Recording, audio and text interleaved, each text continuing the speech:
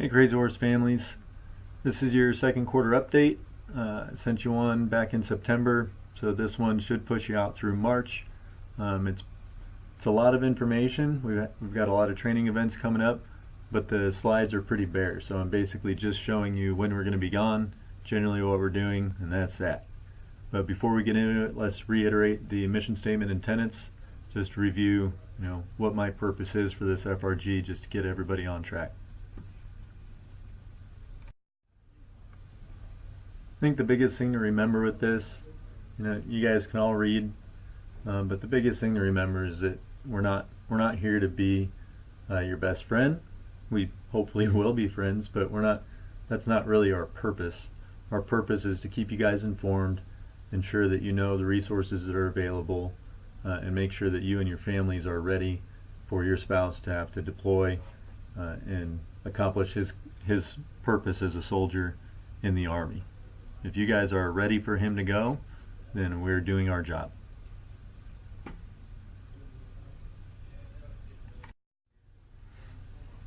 We've gone over these key tenets before. Again, our purpose is to make sure that you as a family unit are cohesive and prepared, that the soldier has a reduced stress because his family is all locked down and good to go, that the family as a unit is self-sufficient and prepared to run without him if it needs to.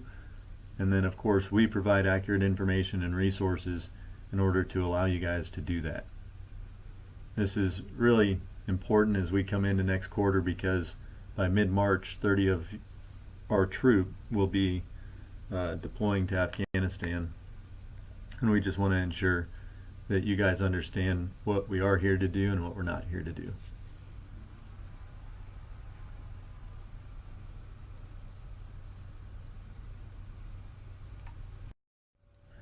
There's not a lot to say about this slide because we're currently at the troop holiday party. I'm recording this like hours before it starts, and then tomorrow morning after the party we're coming in civilians and signing out on block leave. So that's that for December.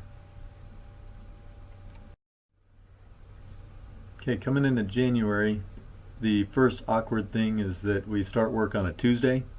So if you think that your block leave ends on Sunday the 1st, look back at your leave form and then know that Monday is a Danza, so nobody will be here but you if you show up.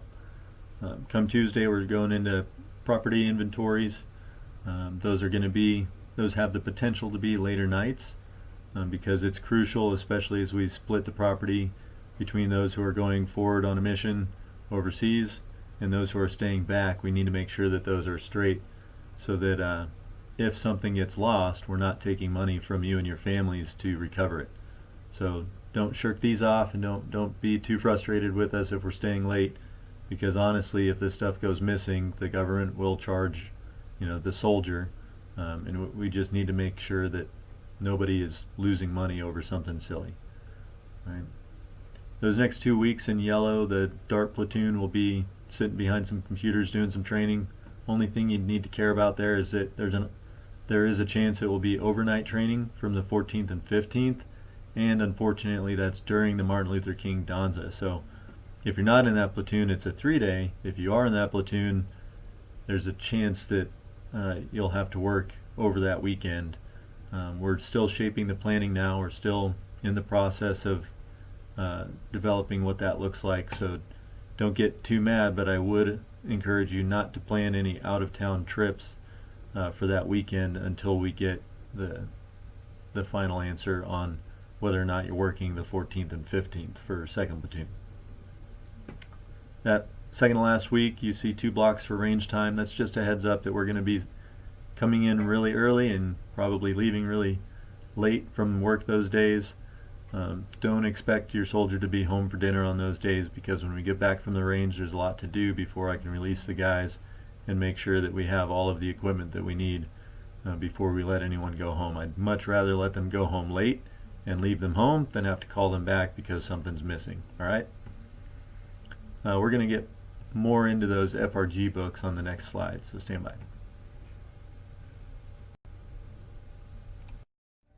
Real quick, we talked about the FRG books on the last slide. What I'm talking about with these it's a really comprehensive look at the things you may need on deployment. All too often I hear soldiers talking to their spouses about, you know, she needs to kennel the dog, and you know, he's trying to talk her onto the shot records from the vet, you know, 2 years ago. Or, you know, the kids are about to start school and she needs to find the shot records for them. Or the car is making a weird sound, who's our trusted mechanic? That type of silly stuff that can be sorted before the deployment should be done now. And all of those little things that nobody thinks about until it's on top of them are in that book. So scrub through them while on block leave, and at the very latest, by the time you hit this purple bar from the 30th through the 3rd, you got to get through those, because you'll be short and final coming up to the opportunity leave period there from the 17th of February through the 12th of March. There's a chance for those who are deploying to take some leave. They can't take all of that, but they can take some leave within the block. And as soon as they get back from leave, they're hopping on a plane and heading out to do what we've called them to do. So don't take those books lightly. Fill them out, get them in a safe place, have the information consolidated, and make life easy. Other than that, on this month we've got 2 bits of overnight training in back-to-back weeks, the range time and field time. That's 1 night and 2 nights respectively. And then a troop ski day. I love skiing, and you guys are absolutely welcome to join us there. Just up front, I want you to know that transporting kids and spouses with military vehicles is a huge legal hoop to jump through that is just not worth the squeeze. It'd be much easier if, once we iron out that date, you guys just agree to meet us up there. So if you want to ski with your spouse, or you want to just go sit in the lodge with the kids and hang out for the day with dad, like, that's great. That ski day on the 17th, that's just a placeholder. Somewhere in that week is what I'm shooting for, so don't mark your calendar with it exactly just yet. We need to get details and find out what the cheapest way is and all that stuff, but just know somewhere in that week we're shooting for a ski day, and you guys will absolutely be invited. You would just have to arrange your own transportation. All right? Okay, coming into March, we do have another overnight training period with platoon sticks, 2 overnighters, and then that DART opportunity leave. I apologize, that block should also be up between the 26th and the 4th. So like I said before, it runs all the way through the 12th, no breaks, and if they're not on leave and they're not in the DART platoon, so if you're in 1st or 3rd platoon, you're doing platoon sticks training from the 28th to the 2nd. Another troop ski day. Like I said, I love it, and you guys, the families, are absolutely welcome to join. Then finally, somewhere around the 14th, maybe sooner, maybe later, we'll have a send-off, some kind of nice way to say goodbye to those who are going forward to Afghanistan.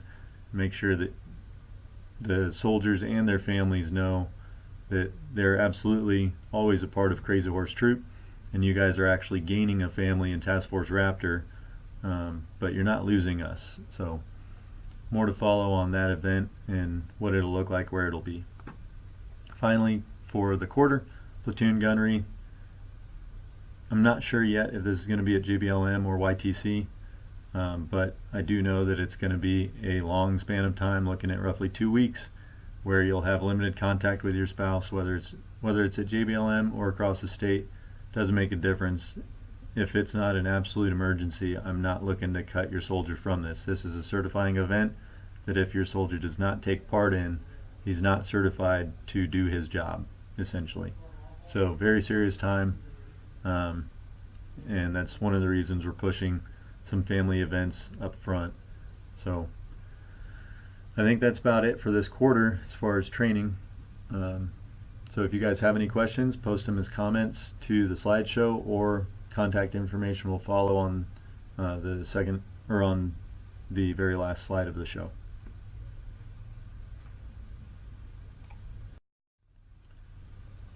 As far as fundraising events, I mentioned before that I really wanted to have a purpose for fundraising. I didn't just want to buy hot dogs to sell hot dogs, to buy more hot dogs. And I think this is a great one to raise money for. So comes out pretty steep, $80 per person, but we're looking at going in the first week of May or so, like May 5th or 6th. And what I'd like to do at Cascades Camp, which by the way is just outside of Yelm, so those of you who live there, you know where it is, and hopefully if you're listening to this you've heard of Yelm. It's just on the south end of the installation. But Elbow Lake is the home to Cascades Camp, just outside of Yelm, and it's got, you know, blow up toys and the blob, like from the movie Heavyweights, where you kind of launch each other off of this big balloon of air onto the water. They got zip lines and horseback riding and paintball and all this stuff, but what I'm looking at is just one overnight, and it'd be in a building like the one you see here on the slide. It's individual rooms with twin beds and sheets and everything, so not an outdoor camping thing. Kids and animals are welcome. So the more we fundraise, the cheaper this gets. Right now it's $80 per person unless it's subsidized. So if we sell enough hot dogs, then people won't pay anything. If we sell a bunch of hot dogs, people pay half. So it's $80 per person for the overnight. And what I'm looking at doing is taking the day off of work on Friday to go out and play on the lake and do some strong bonds type marriage counseling type retreat. Let the kids play and, you know, go do the zip line, go play some softball, whatever, and then Saturday have that same opportunity and leave Saturday afternoon or whenever your family is ready to leave. Just take off. So that's what I'm looking at. The $80 gets you the 3 meals and the roof over your head for that night. So let me know what you think. Post it in the comments, or tell me, hey, this is a bridge too far. But if you guys are interested, this is what the fundraising events will go toward, and it could be really great.